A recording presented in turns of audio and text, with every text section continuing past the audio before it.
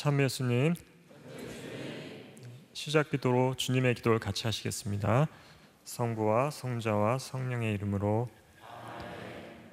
하늘에 계신 우리 아버지, 아버지의 이름이 거룩히 빛나시며 아버지의 나라가 오시며 아버지의 뜻이 하늘에서와 같이 땅에서도 이루어지소서. 오늘 저희에게 일용할 양식을 주시고 저희에게 잘못한 일을 저희가 용서하오니 저희 죄를 용서하시고 저희를 유혹에 빠지지 않게 하시고 악에서 구하소서. 아멘.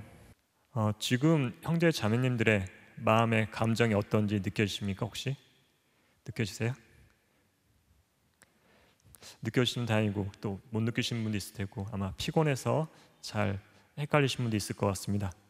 여러분들은 감정, 느낌, 정감 이런 단어 들으면은 느낌이 어떠세요? 편안해지세요? 아니면 좀 불편하세요? 좀 불안하세요? 예. 예, 대부분 이렇게 감정이나 이런 단어들에서 긍정적인 느낌 가지고 계신 분 별로 없는 것 같아요. 예. 외국에 노 부부가 있었다고 합니다. 그런데 그 부부는 한 번도 부부싸움을 한 적이 없었습니다. 그래서 주위에 있는 사람들이 궁금해서 물어봤습니다. 남편한테 아니 부부싸움 어떻게 한 번도 하지 않을 수 있었습니까? 하고 물어보니까 남편이 얘기하기를 신혼 때 부인이 키우던 고양이가 있었는데 고양이가 부인을 한번 핥혔답니다. 그래서 부인이 하는 소리가 하나 이랬습니다. 그래서 잠시 후에 고양이가 다시 부인을 또 핥혔습니다. 그래서 부인이 다시 둘 이랬습니다.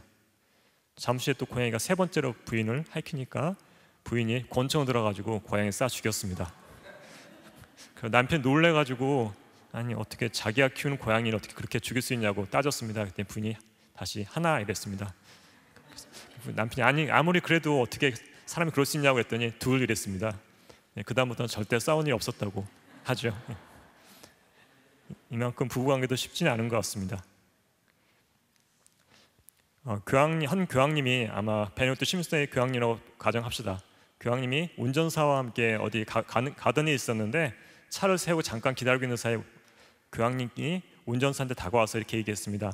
내가 운전해도 될까요? 그랬더니 운전사가 안 됩니다 교황님. 제가 운전사한테 어떻게 교황님을 운전하게 시키겠습니까? 그러니까 교황님이 내가 맨날 뒤에 타니까 심심하니까 나한테 한번 운전할 기회 달라고 하도 간절하게 청하니까 운전사가 할 수 없이 운전하시러 앉히고 자기는 뒤에 앉았습니다. 자리 바꾼 거죠 둘이. 그래서 한참 모르는데 교황님이 오랜만에 차를 보니까 신이 나신 거예요. 그래서 100km 밟다가 150, 200, 250 있는데 밟은 거예요. 벤츠 타고 막 가고 있으니까 이제 경찰 오토바이가 쫓아온 거죠. 무슨 일인가 하고 막 쫓아왔습니다. 그다음 차 옆에 세우라고 세웠습니다. 그다음에 보니까 교황님 운전하고 있거든요. 놀라가지고 젊은 경찰이 자기 상관한테 전화했습니다. 큰일 났습니다. 큰일 났습니다. 그래서 무슨 일이야? 운전사가요? 글쎄요. 그랬더니 운전사가 왜? 시장이야? 아닌데요. 그러면 주지사야? 아닌데요. 그럼 대통령이야? 아닌데요. 그럼 한님이야 된단 말이냐? 그랬더니 최소한 한님 정도 되는 것 같습니다. 그래서 아니 왜 그러냐고 그랬더니 교황님이 운전하는 거 보니까 뒤에 앉은 사람은 최소한 한님 정도 쓰면 되지 않겠습니까? 그랬다고 그래요. 흔히들 한 사람은 온 우주보다 더 소중하다고 그러죠. 이게 믿으세요? 그래서 하느님께서는 우리를 사랑하시는데 어떻게 사랑하시죠? 우리가 온 우주에 한 명밖에 없는 것처럼 사랑하십니다. 그 정도 사랑하시고 또 그 사랑은 우리 상상할 수 없을 만큼 크고요. 그리고 그 사랑은 또 변함이 없습니다. 이사야서 49장 15절에서 16절 보면 이렇게 되어 있습니다. 여인이 제 젖먹이를 잊을 수 있느냐? 제 몸에서 난 아기를 가엾이 여기지 않을 수 있느냐? 설령 여인들은 잊는다 하더라도 나는 너를 잊지 않는다. 보라, 나는 너를 내 손바닥에 새겼고 너의 성벽은 늘 내 앞에 있다. 이렇게 하고 확실하게 저희한테 확신을 주십니다. 그런데 사실 우리가 그렇게 하나님께 소중한 자녀라는 것을 깊이 체험하세요? 좀 힘들죠? 왜 그럴 것 같습니까? 그동안 자란 환경 때문에 그렇죠. 어릴 때 부모님들이 물론 우리한테 사랑을 충분히 주셨지만 그 사랑이 충분치 않아서 그렇습니다. 그 사랑이 주긴 주지만 우리 마음에 흡족하게 느껴질 정도로 가슴 깊이 오지 않기 때문에 그렇습니다. 그리고 특히 옛날 부모님들은 좀 더 심하셨던 것 같은데 자식들을 오냐 오냐 하면 버겁다고 된다고 해서 막 혼내고 그러죠. 그래서 우리는 흔히도 생각할 때 하느님을 마찬가지로 생각합니다. 어떻게 생각하냐면 우리가 잘못하면 혼내주려고 매들고 대기하고 있는 부모님의 모습을 생각합니다. 사실 그렇지 않다는 거죠. 사실 어릴 때 부모님들이 하는 가장 중요한 역할은 자식들을 다독이고 안아주고 그냥 격려해주는 거 충분합니다. 근데 그게 잘 안 되니까 부모님이 바빠서, 아니면은 아까 말한 거 버릇이 없을까봐, 아니면은 잘 몰라서, 그렇게 자기 키운 적 없어서 잘 몰라서일 수도 있겠죠. 하지만 부모님께서 우리 충분한 사랑으로 우리 북돋아준다면 어떻게 되겠습니까? 그 아이가 세상에 나가서도 꿋꿋하게 살겠죠. 사랑을 충분히 받으면 어떤 생각이 머리 떠오를까요? 아이들한테 나는 정말 소중한 사람이구나, 그렇죠? 그리고 정말 세상은 살만한 곳이구나 하는 메시지를 줍니다. 만약 그렇지 않으면 우리한테는 그런 메시지가 다가오기 힘듭니다. 그래서 우리가 만약 그런 이미지를 형성하지 못하게 되면 어떻게 됩니까? 우리가 나는 잘하는 것도 없고 외모도 별로고 성격도 별로고, 그래서 나 왜 살아야 되나 이런 생각이 들 수도 있어요, 사실은. 그런데 실제 우리 모습은 어떻습니까? 그런 이미지와는 다르죠. 깨달으세요? 잘 모르시는 것 같네. 네. 사실 우리한테는 좋은 이미지보다는 나쁜 이미지가 주위에서 너무 많이 주입이 됩니다. 부모님, 주위 형제자매, 친구들, 왜 이렇게 다들 못되게 그렇게 하는지 모르겠어요. 다들 너는 안 돼, 뭐 이런 식으로 맨날. 그래서 우리는 실제 모습하고 다른 모습으로 이미지가 형성되고 그 이미지 때문에 우리가 성장을 못합니다. 영적이든 인간적으로. 앞에 말씀드린 것처럼 우리는 하나님의 가장 소중한 자녀들입니다. 하나하나가. 그리고 우리가 사랑받는 이유는 뭐죠? 하나님한테 우리가 하나님의 모습을 닮게 그 모상으로 만들어졌기 때문이죠. 그렇죠? 그렇기 때문에 우리가 설사 외모가 부족하고 잘하는 게 하나도 없고 성격도 뭐 같다 하더라도 우리는 사랑받으면 값어치가 충분히 있는 것입니다. 그래서 우리가 영성생활에서 가장 중요한 게 무엇입니까? 어떤 체험이죠? 하나님께서 우리를 사랑하신다는 체험이죠. 그러니까 저희가 하나님부터 사랑받는 체험이 없었기 때문에 우리가 그런 것들이 잘 안 되는 것입니다. 그래서 하나님께서 우리를 사랑하시는 체험 중요한데, 아까 말씀드린 것처럼 우리가 비록 죄 중에 있다 하더라도, 아니면은 기도를 게을리하고 있다 하더라도, 아니면 하나님을 전혀 생각하지 않는다 하더라도 하나님께서 우리를 변함없이 사랑하신다는 거, 그걸 믿어야 되거든요. 근데 그걸 믿지 못하고 있다면 우리는 아직 하나님의 사랑을 체험하지 못하고 있는 것입니다. 맞나요? 네. 그러니까 우리가 그것을 체험할 때 우리는 영성생활에서 기본 단계를 넘어섰다고 할 수 있을 것 같습니다. 물론 하나님께서는 우리가 기도를 더 열심히 하고 죄로부터 멀어지고 하나님을 더 가까이 하려고 노력하면 더 기뻐하시지만, 그렇지 않다 하더라도 하나님의 사랑은 변함이 없다는 것입니다. 그러면 제가 형제 자매님께 여쭤보겠습니다. 지금 하나님께서 형제 자매님들을 얼마나 많이 사랑하는지 느껴지십니까? 지금 순간에? 느껴지세요? 예, 좋습니다. 그 사랑을 확신할 수 있습니까? 그리고 우리가 그 사랑을 느끼지 못하는 순간이 온다 하더라도 그 사랑을 믿을 수 있으시겠어요? 예, 그렇게 대답할 수 있다면은 형제자매 여러분은 하나님과 관계에 굉장히 깊은 관계에 와 있는 것입니다. 이것이 기본이기 때문입니다. 그리고 만약 그런 단계가 아직 안 됐다면은 하나님께 간절히 기도 중에 청해야 됩니다. 이런 기도를 드릴 수 있겠습니다. 당신의 사랑을 마음속 깊이 체험해 줄 수 있게 해주십시오. 제가 자신에 대해 가지고 있는 잘못된 이미지들을 버리고 당신께서 주신 아름다운 모습을 볼 수 있게 해주십시오 하고 청해야 됩니다. 그런 기도 하시겠어요? 사실 이게 쉽지는 않습니다. 왜냐하면 나이가 50, 60, 70 된다 하더라도 어릴 때 받았던 그 교육과 그런 것 이미지는 쉽게 바뀌지가 않습니다. 그렇기 때문에 우리가 하나님께 끊임없이 청하고 자신의 마음을 열고 나가라는 노력이 없으면은 그건 거의 불가능하다고 볼 수 있을 것 같습니다. 그렇게 될 때 우리는 신앙 생활도 잘 안 되고 일상 생활도 잘 형성이 안 됩니다. 왜냐하면은 내가 아니라 다른 사람의 모습을 살기 때문에 행복하기도 쉽지 않고 기도 생활도 잘 안 됩니다. 따라서 모든 사랑은 자기 자신을 사랑부터 시작해야 합니다. 왜냐하면 이웃사랑에서 가장 먼저 되는 게 자기 자신이기 때문입니다. 이웃을 너 자신같이 사랑하라 하고 마태복음 22장 39절에 나와 있는데, 이것은 레위기에 나와 있는 말씀입니다. 그리고 성경 신약에 8군데서 언급되고 있습니다. 이 말씀은 우리가 먼저 우리 자신을 사랑할 때 그 다음에 이웃을 사랑할 수 있다는 말을 의미하는 것입니다. 만일 우리가 자신을 사랑하지 않는다면 이웃도 사랑하지 못한다는 의미입니다. 저는 흔히 예를 때 십자가를 많이 예를 드는데요, 십자가를 보면 이렇게 가로대가 있고 세로대가 있지 않습니까? 그렇죠? 가로대는 제가 설명할 때는 이거 가로대는 이웃사랑을 의미한다고 설명을 합니다. 이웃사랑. 그래서 가로대가 무한히 뻗어져서 우리 주위에 있는 이웃을 사랑한다. 그리고 세로대는 하느님 사랑을 의미한다. 무한대로 뻗어서 하느님 사랑을 의미한다고 설명하는데요, 이와 마찬가지로 이웃사랑과 하느님 사랑은 떨어져 생각할 수가 없습니다.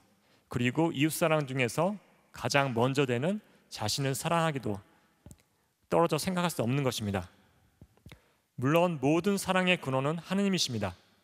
하느님께서 먼저 우리를 사랑하셨고 우리도 그 사랑으로 자신과 이웃과 하느님을 사랑할 수 있는 것입니다. 그런데 열심한 신자들 중에 보면은 남들한테는 너그러운데 자신에는 지도직하게 엄격한 분들이 있어요.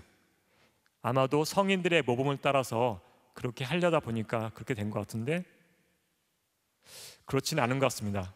성인들은 어땠을까요? 자기 자신을 엄청나게 사랑했겠죠.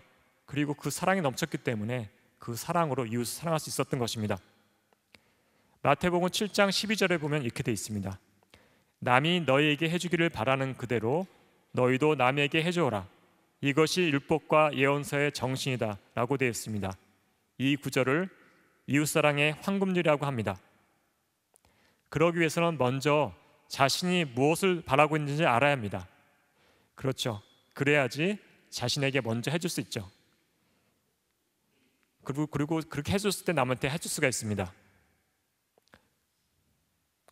남의 실수나 잘못에서 너그러우면서 자신의 실수나 잘못은 받아들이기 어려운 분들이 많이 있습니다.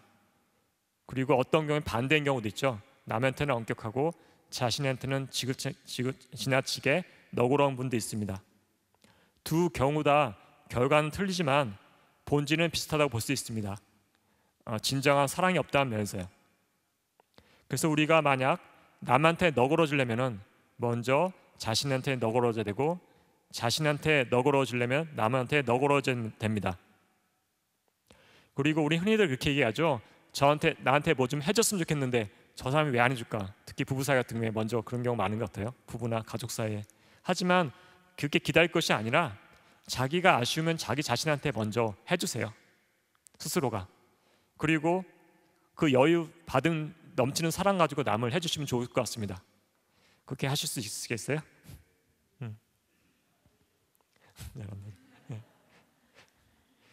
그러니까 아직도 자신한테 너그럽지 못한 거죠.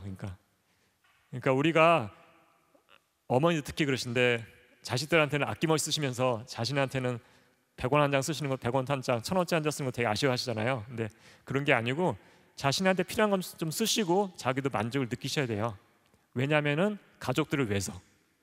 만약 어머니께서 이렇게 아끼셔서 자식들한테 나눠주고 가족들한테 이렇게 헌신하는 거 좋은데 그게 지나치다 보면은 자기 사랑이 없어져가지고 탈진이 되거든요. 그러면은 그 짜증과 화가 다 어디로 가겠습니까? 가족들에 다 가죠. 그러니까 자신도 어느 정도 최소한의 채워될 건 채워야 됩니다. 그건 잊으면 안 돼요. 아무리 남을 위해서 봉사하거나 좋은 일을 한다 하더라도 자신이 필요한 최소한의 것들, 기도 시간이라든가 휴식 시간이라든가 자기의 필요한 보충 시간이 있어야 됩니다.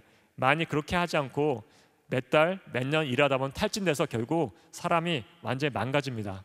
그렇기 때문에 그거는 균형을 지키셔야 돼요. 봉사하고 헌신도 좋지만 자기 자신을 보살피는 거. 그리고 또 하나 여쭤보고 했는데, 수도원에는 어떤 사람들이 살고 있다고 생각하세요? 성인이라고 생각하는 사람은 수도원이나 신학교 올 필요가 없어요. 왜냐하면 이 성인인데 왜 수도원이나 신학교 와서 삽니까? 이미 성인이 완성됐는데. 그런데 그렇다고 해서 모두 악인만 사는 것도 아닙니다. 바로 성인이 지향되기를 지향하는 사람들이 사는 것입니다. 그래서 그 지향을 보고 하나님께서 부족한 성덕하고 능력에도 불구하고 이웃과 형제들을 위해서 봉사할 수 있는 능력하고 은총을 주는 거죠. 즉 그래서 수도원이나 신학교 가는 사람들은 뭐 성덕이 탁월하거나 능력이 탁월한 것이 아니라 지향이 순수한 것입니다. 지금 모습은 아직 아니지만 앞으로 성인이 되고 성덕의 길로 가겠다는 모습을 보이는 것입니다. 이렇게 형제들이 이상은 높고 현실은 그렇지 않다 보니까 사는 게 어떻겠어요? 상당히 힘들겠죠. 이상은 나중에 있었는데 이상은 높고 현실은 안 따라가고 그러니까 많이 마찰이 있습니다. 그래서 형제들 서로 마찰도 되고 싸움도 됩니다. 그리고 서로 성격이 많이 다르죠. 나이도 다르죠. 경험도 틀리죠. 그 다음에 생각하는 방식, 행동하는 방식, 모든 것이 다 틀립니다. 그래서 저 같은 경우에는 수도원 초창기에 이런 생각을 했었어요. 저 형제 하나만 없습니다. 참 생활 편할 것 같은데 하는 생각을 했었어요. 근데 잠시 해보니까 또 다른 형제가 또 걸려요. 그래서 저 형제도 없었으면 좋겠다. 또 다른 형, 세 번째 형제가 또 걸려요. 그래서 저 형제도 없었으면 좋겠다. 그랬더니 다 빼고 났더니 저밖에 없더라고요. 그래서 이거 수도생활 안 되는구나 이게 했었습니다. 그래서 수도생활에서 가장 힘든 게 기도생활이 있지만 형제적 생활이 가장 큰 어려움으로 다가옵니다. 사실은. 왜냐하면 기도생활은 개인적으로 하고 또 그렇게 싼 사람하고 부딪히는 게 상대적으로 적기 때문에 그렇습니다. 물론 수도생활을 오래 하면은 처음보다는 좀 수월하죠. 하지만 절대로 만만하진 않습니다. 그건 제가 10년 넘게 살았는데 그건 확언하게 말씀드릴 수 있습니다. 그리고 공동체마다 꼭 한 명씩 안 맞는 사람이 있어요. 그래서 그런 형제들이 우리 또 단련시킵니다. 그리고 공동체 밖에도 마찬가지고요. 근데 그런 이유는 다 이유가 있습니다. 하느님께서는 우리의 약함을 잘 아십니다. 만약 저하고 친하고 저하고 잘 맞는 형제들만 있으면 어떻게 했어요? 제가 전혀 노력을 안 하겠죠. 맨날 편하고 싸울 일도 없고 편하니까. 그러니까 하느님께서는 우리 발전을 위해서 그런 형제들 갖다 옵니다. 그래서 우리는 서로 인내하고 이해하고 합니다. 그래서 사실 공동체에서 가장 힘들게 한 형제들이 가장 보물 같은 존재입니다. 그것은 여러분 공동체 마찬가지입니다. 같이 사는 가족들 간에 마찬가지고 본당 공동체 마찬가지죠. 그리고 사실 제가 처음에 아까 말씀드렸지만 다른 형제 없었으면 참 편할 것 같다고 생각하는데 그것은 입장을 바꿔놓고 생각하면 다른 형제도 마찬가지입니다. 저 사람만 없으면 내가 편할 것 같은 생각을 할 겁니다. 분명히. 그건 다른 것이 아니라 우리가 서로 다르기 때문입니다. 그래서 저희가 수도에 처음 들어왔을 때 우리는 모두 날카로운 돌처럼 막 날카로운 면이 이렇게 많은 날카로운 돌들입니다. 사실. 그런데 형제들이 서로 비비면서 부딪히면서 깎여 나가서 결국 강의 하류에 있는 둥글둥글한 돌처럼 되는 거죠. 그래서 수도생활 오래 하신 분들 물론 어때요? 되게 너그럽고 여유가 있으시죠. 되게 그런 것들이 바로 그런 것 때문입니다. 그래서 신자분들 흔히 착각하실 때 처음부터 저분 이렇게 너그럽고 여유로운 분이었다고 생각하는데 그것이 아니라 오랜 세월 동안 갈고 닦여서 그렇게 된 것입니다. 카푸친 작은 형제의 설립자인 아시시의 프란치스코 성인은 태양과 달과 모든 자연을 자신의 형제라고 했습니다. 그리고 자신을 작은 형제라고 부르셨습니다. 저희는 다 형제라 부르거든요. 카푸친 작은 형제. 뭐 신부나 수사 말 사용하지 않고 그 다음에 총장이란 말 대신에 총봉사자, 광구장의 말 대신에 광구봉사자, 원장이 아니라 수호자란 말을 사용합니다. 이것은 단순히 호칭이 아니라 카푸친 작은 영성을 표현하는 것입니다. 즉 우리는 모두 형제라는 의미입니다. 호칭부터 벌써 수사와 신부가 차이나면 우리는 일반 신자들과의 관계에서 차이가 나겠죠. 그래서 대등한 관계 형성될 수 없습니다. 만약 우리가 대등한 관계가 아니라면 관계가 제대로 형성될 수 없습니다. 그래서 우리는 대등하기 위해서 형제라 부르는 것이고 그것이 바로 카푸친 형제들의 만물의 형제로서의 성서입니다. 그리고 우리가 또 형제 관계 어려운 이유 중에 하나는 우리가 24시간 같이 붙어있기 때문입니다. 같이 기도하고 식사하고 또 생활하기 때문에 부딪히는 것입니다. 만약 똑같은 형제를 제가 직장에서 만났다 하면은 그렇게까지 어렵지 않을 것입니다. 왜냐하면 그 관계는 그렇게 깊숙한 관계가 아니고 그렇기 때문에 상처받을 일도 거의 없기 때문입니다. 그래서 그 형제성이 어려운 것, 공동성이 어려운 것은 그 사람이 훌륭하냐 나쁜 사람의 문제가 아니라 같이 살기 때문에 형성되는 문제입니다. 제가 이런 관계성을 말씀드린 이유는 다름이 아니라 여러분이 사는 가정생활이나 공동생활이나 직장생활도 마찬가지이기 때문입니다. 그래서 사실 수도자들이 결혼생활 안 하잖아요, 사실은. 그렇죠? 그런데 관계성에 대해서 조언을 들을 수 있는 이유가 바로 이런 것입니다. 형제들 간에 열심히 싸우고 부딪히고 또 화해하고 이런 걸 하기 때문에 저희가 형제 자매님들께 조언을 들을 수 있는 것입니다. 아까 처음 머리에 감정에 대해서 어떻게 생각하냐고 말씀드렸을 때 대부분 다 부정적인 생각을 가지고 있다고 하셨는데, 감정 자체는 선도 아니고 악도 아닙니다. 감정에 우리 이성하고 의지가 결합될 때 선이나 악이 되는 것입니다. 즉 누가 이렇게 날 툭 쳤을 때 아야 하는 것은 죄가 아닙니다. 근데 아야 하도 갑자기 화를 내면서 돌아서서 이렇게 움직이면 죄가 되는 것입니다. 그래서 감정은 우리 이성과 의지에 따라서 선에 이바지할 수도 있고 악에 이바지할 수도 있습니다. 따라서 단순히 떠오르는 생각이나 감정에 따라서 죄책감을 가질 필요가 없습니다. 그것은 그냥 지나가는 것뿐입니다. 예, 저희 카푸친의 가장 유명한 성인 피에트루치니의 성비호 성인이 이것에 대해서 이렇게 말씀하고 계십니다. 단순히 불순한 생각을 품는 것은 죄가 아니다. 그런 생각들을 떨쳐버리는 것이 덕행의 실천이다. 이렇게 말씀하고 계십니다. 맞습니다. 우리는 불순하게 떠오르는 생각들을 떨쳐버리는 것은 충분합니다. 거기 매달지만 하면 죄가 되는 것이 아닙니다. 그리고 아까 감정에 대해서 나쁜 생각, 나쁜 느낌을 표현하다고 생각하셨는데, 그런 것은 모두 우리에 대한 사랑이 없기 때문에 생기는 것입니다. 어릴 때의 경험들이 우리한테 말해주는 거죠.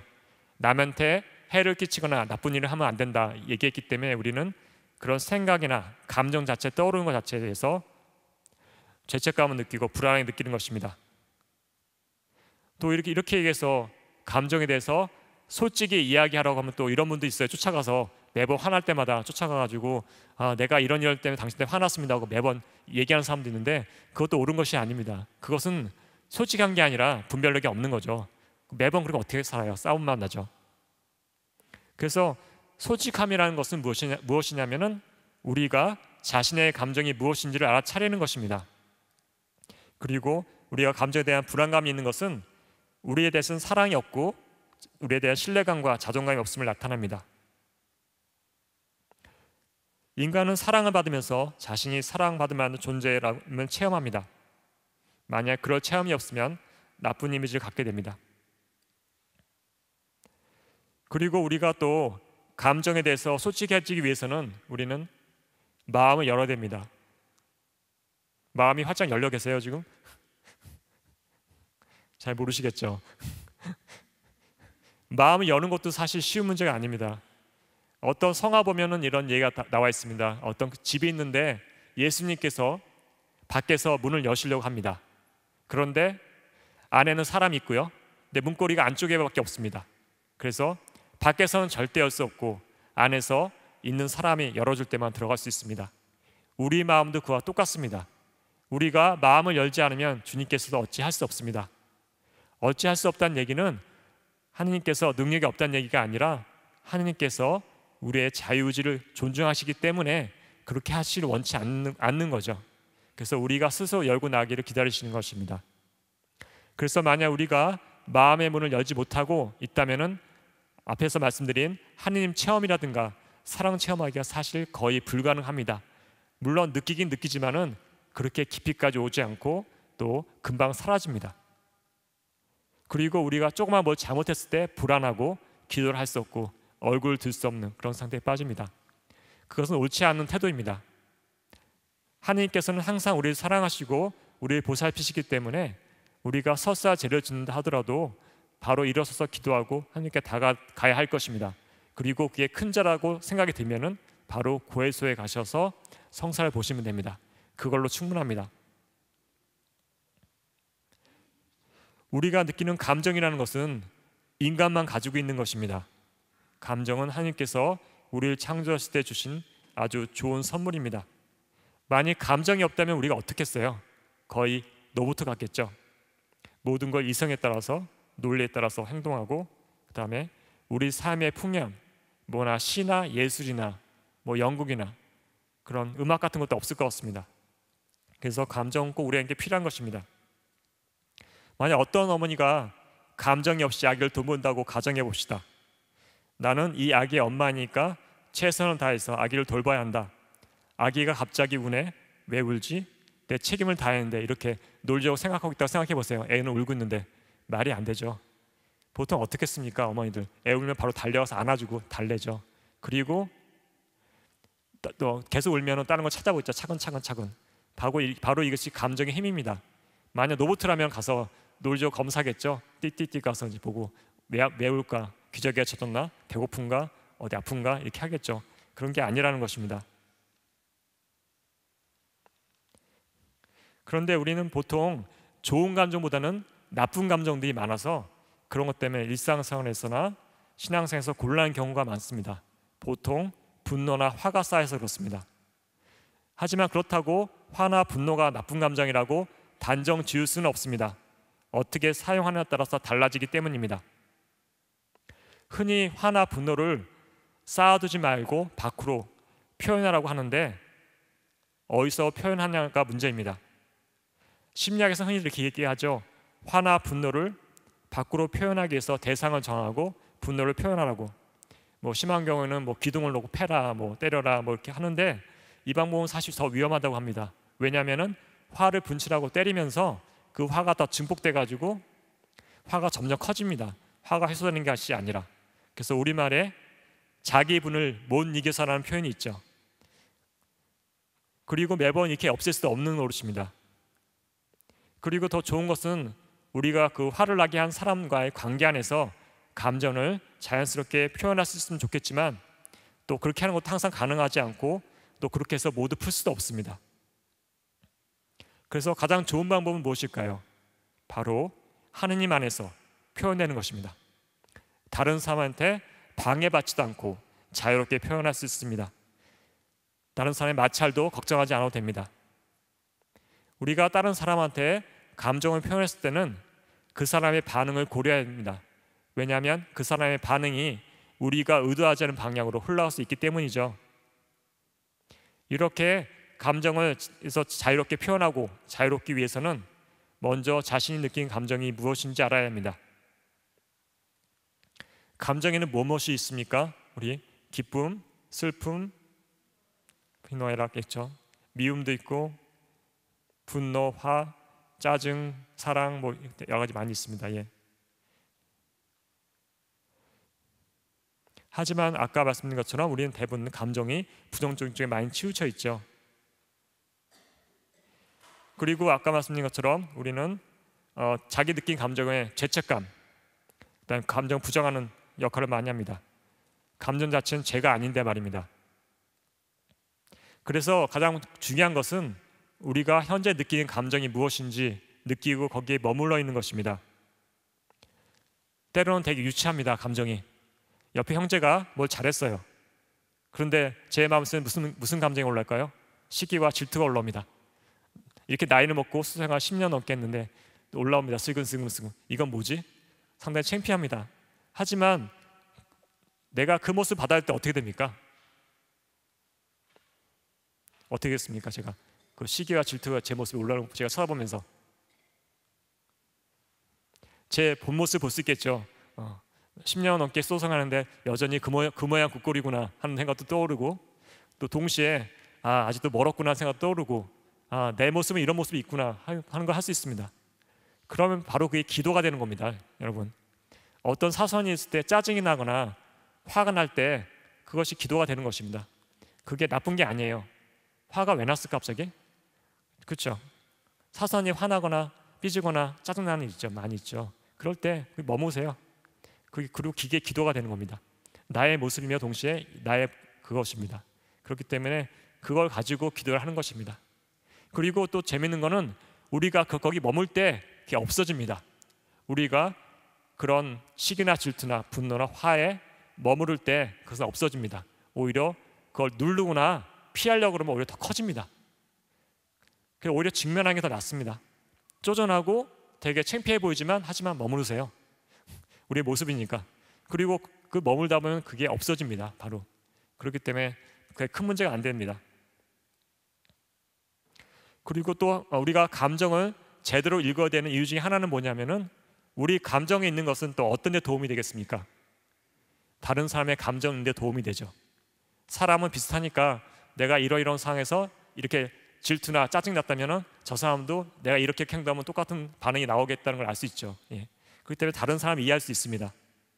그리고 더 나아가서 어떻게 되겠어요? 우리가 하나님한테 기도할 때도 마찬가지가 다 되죠. 교류가 우리가 가진 감정 가지고 기도하니까 기도가 더 편해지겠죠. 하느님 아버지, 아까 옆에 있는 형제가 뭐 큰일을 해가지고 칭찬받고 아주 유명해졌습니다. 이렇게 청취했어요. 근데 저는 보잘것없고 능력도 아무것도 안 됩니다.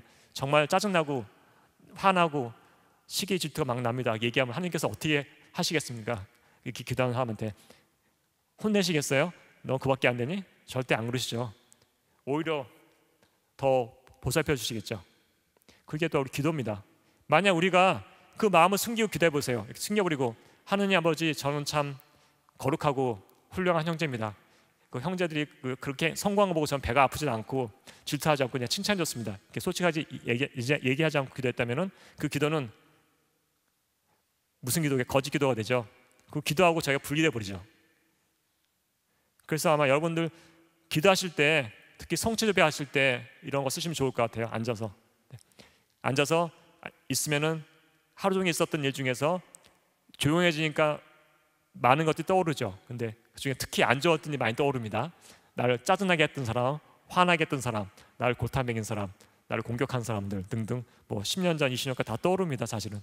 그럴 때 그걸 떠올리면서 그 마음 안에 머물러 보시고 그걸 하나님께 봉헌하세요. 그리고 솔직히 말씀드리세요. 저 화났어요. 이것 때문에 되게 유치한데요. 그래도 화났어요. 화난 건 사실이니까요. 예, 그런 것이 기도가 되는 것입니다. 그리고 이렇게 감정 기도 드리는 것은 복음 묵상할 때도 쓸 수 있습니다. 왜냐하면 예수님하고 주위 사람들의 감정의 변화를 읽을 수가 있거든요. 그리고 말과 행동의 스무도까지 찾아낼 수 있습니다. 마르코 복음 12장 13절에서 17절 보면은 바리사이들과 헤로데 당원들이 와서 예수님께 이렇게 물어봅니다. 스승님, 저희는 스승님께서 진실하시고 아무도 꺼리지 않으시는 분이라는 것을 압니다. 과연 스승님은 사람을 그 신분에 따라 판단하지 않으시고 하느님의 길을 참되게 가르치십니다. 그런데 황제에게 세금을 내는 것이 합당합니까? 합당하지 않습니까? 바쳐야 합니까? 바치지 말아야 합니까? 이렇게 물어봅니다. 수석사자들과 율법학자들과 원로들은 자기들이 하려는 일이 앞에서 실패했어요. 그래서 이제 바리사이들과 헤로데 향후 몇 명을 보냅니다. 그래서 올무를 씌우려고 합니다. 예수님께. 그래서 예수님께 아부하면서 위선으로 함정을 파려고 합니다. 그래서 우리는 거짓된 아부나 칭찬이 얼마나 나쁜 건지를 확인할 수 있죠. 왜냐하면 자신이 원하는 바를 성취하려고 하는 것이니까요. 그런데 예수님께서는 여기에 넘어가지 않으십니다. 흔히들 신자분들이 사제들한테 많이 하는 얘기가 있어요. 무슨 얘기일까요? 신부님 강론 참 좋았습니다. 그렇죠? 똑같이 넘어가요. 또 강론, 기분이 좋아져요. 순간적으로 내가 강론 잘하나 보다 그래도 그렇게 생각하거든요. 근데 그 착각인데 어쨌든 간에 마찬가지로 예수님을 이렇게 칭찬하잖아요. 막 해서 아부를 하잖아요. 그러니까 예수님 마음이 이제 올라가겠죠. 예수님께서 기분이 좀 좋아져요. 참 칭찬하는구나. 마찬가지입니다. 그래서 저보도 가끔 드물지만 강론 잘한다고 얘기하는 사람도 있습니다. 그 순간 저 기분이 좋아집니다. 하지만은 대개의 경우 뒤가 별로 안 좋아요. 강론 참 좋았습니다. 그런데요, 뭐 단서가 달린다든가 아니면 강론이 많이 좋아졌습니다. 그 얘기는 강론이 옛날에는 별로 안 좋았다는 얘기고 강론이 좋아지고 있습니다. 얘기는 뭐예요? 아직까지 만족하지 못하겠습니다. 이런 얘기거든요. 그러니까 어쨌든 간에 우리는 이렇게 이 사람들의 의도를 보면서 마음을 읽을 수가 있습니다. 하지만 예수님께서는 역시 하나님이시니까 거기 넘어가지 않으시죠. 예수님께서도 물론 그 감정 느끼셨을 것입니다. 왜냐하면 예수님께서는 완전한 인간이시기 때문에 그 사람의 의도뿐만 아니라 그 마음이 뭔 의도하는지 알고 있어요. 그러니까 아버지는 마음이 좋아졌겠죠. 근데 이 사람들 의도가 뻔하구나. 이것들 공격하려고 또 이제 사람을 부추기는구나. 보통 사람들이 약해질 때가 이렇게 띄워줬을 때가 약하죠. 붕 띄웠다가 툭 떨어뜨리는 것들. 그러니까 그렇게 하시죠. 그래서 예수님께서는 그 대답에 대해서 이 초상과 글자가 누구 것이냐 해서 황제의 것입니다 하니까 황제의 것은 황제에게 돌려주고 하느님의 것은 하느님께 돌려드리라 하고 그들에게 말합니다. 그래서 그들은 예수님께 감탄하죠. 그런데 이 복음에서 이 사람들이 물어보는 황제에게 세금을 내는 것이 합당합니까? 합당하지 않습니까? 바쳐야 합니까? 바치지 말아야 합니까? 하는 말은 우리 스스로가 많이 하고 있고 주변 사람도 많이 하는 질문입니다. 하느님께 하는 질문이에요. 즉 모든 것을 주관하시는 분은 하느님이시고 모든 것이 하느님의 손에 있다는 것을 우리가 잊어버리고 하는 말입니다. 사실 고해성사나 면담하면서 이런 얘기 많이 듣습니다. 물론 그 상황이 어려운 경우 많아요. 도저히 해결될 수 없는 상황, 진짜 하느님께서 개입해야지만이 풀릴 수 있는 상황들이 많이 있습니다. 하지만 그럼에도 불구하고 우리는 하느님께서 모든 것을 주관한다는 것을 믿어야 될 것입니다. 우리가 하느님 앞에서 화를 털어놓을 수 있지만 물론 하느님께 따질 수도 있습니다. 물론 하지만 이렇게 건방지게 공격하는 태도는 우리가 조심해야 될 것입니다. 그리고 사실 우리 구약 40년 구약에서 이스라엘 백성이 광야를 걸어갈 때 40년 동안 광야를 헤매고 다녔지 않습니까? 마찬가지입니다. 하나님께서 뜻을 밝혀주신 데 불구하고 이스라엘 백성들은 계속 완고하게 마음을 묶어서 하나님의 말씀 듣지 않았습니다. 그 결과가 뭐였습니까? 40년 동안 광야를 떠돌다가 결국 그 사람들 중에 아무도 약속된 땅에 못 들어갔죠. 마찬가지로 신약도 마찬가지입니다. 신약에서 예수님 십자가를 따라가는 사람이 몇 명 있었습니까? 거의 없었죠. 한 명의 요한, 그 다음에 3명의 여자들 밖에 없었습니다. 마찬가지로 우리도 현대 살면서 하느님께 그런 것들을 따지고 있는 모습을 보면서 어쩌면 이 사람들과 똑같다는 생각이 듭니다.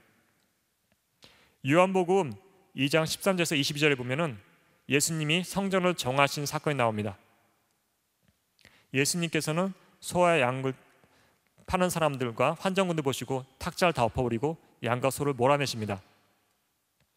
분명히 성전에는 수많은 유다인들이 있었을 것입니다.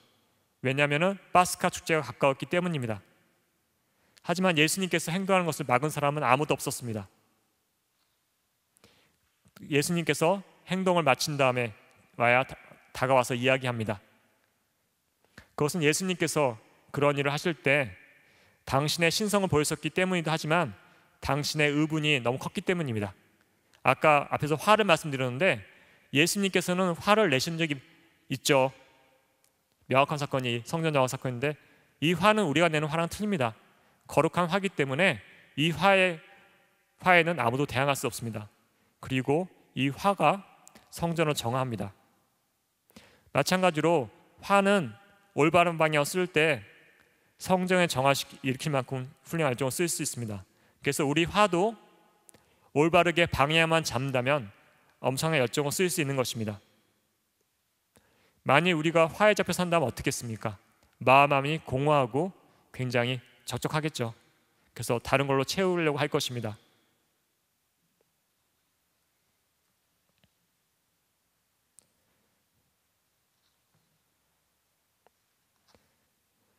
누가복음 19장 11절에서 28절 보면은 예수님께서 하늘나라를 얘기하시면서 어떤 귀족이 왕권을 받으려고 가면서 10명의 사람에게 10디나를 하나씩 나눠주는 장면이 나옵니다. 그 갔다가 왔는데 한 종은 10미나, 두 번째 종은 5미나, 그 세 번째 종은 와서 1미나가 여기 있다고 말합니다. 그러면서 얘기하기를 주인님께서 냉혹하신 분이어서 가져다 놓지 않은 것을 가져가시고 뿌리지 않은 것을 거두어가시기에 저는 주인님이 두렵습니다 하고 말하고 있습니다. 이 모습을 읽으면서 우리는 이 종이 하느님께 가지고 있는 생각이 아주 잘못됐음을 알 수 있습니다. 하느님께서는 그렇게 인색하거나 무서운 분이 아닌데 이 사람은 스스로 하느님을 이렇게 단정하고 있습니다.